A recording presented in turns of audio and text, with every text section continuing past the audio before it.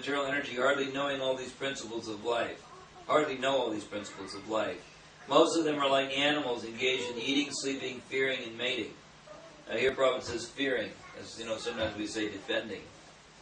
But fearing is actually, in one sense, even more accurate, I think, than defending. Because this is a very strong propensity. Sometimes people are so much absorbed in fearing. Fearing is prominent. Is that the last thing, like eating, sleeping, waiting? Maybe at initial stage you can. Well, fearing, if you think about it, everyone's always afraid of something. Always an anxiety. Anxiety. We may have so many names for it: stress, anxiety, fear, apprehension.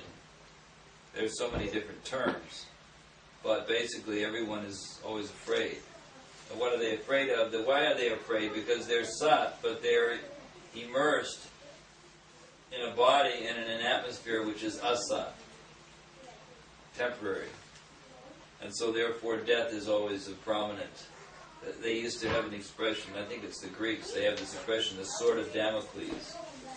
The sword of Damocles refers to a story in which a sword was suspended by a very thin lines and could fall at any moment and chop a person.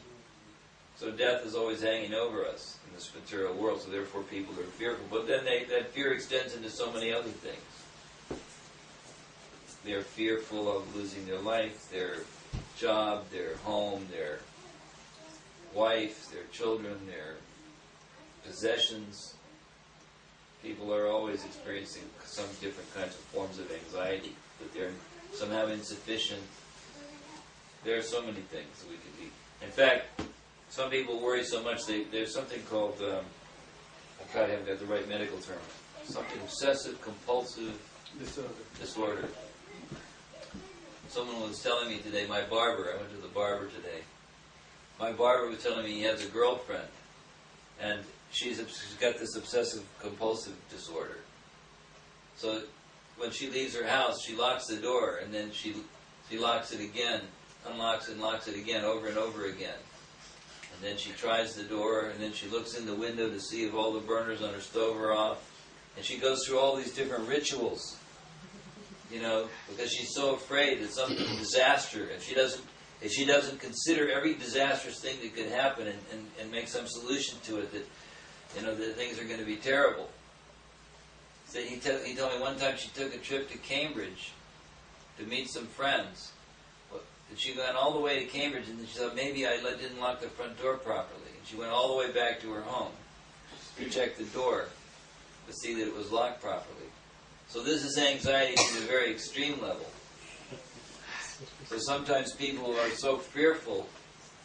Like I know, for instance, a person, and I'm not going to mention any names, but I know a person who's like constantly worrying about everything. Literally, they worry constantly.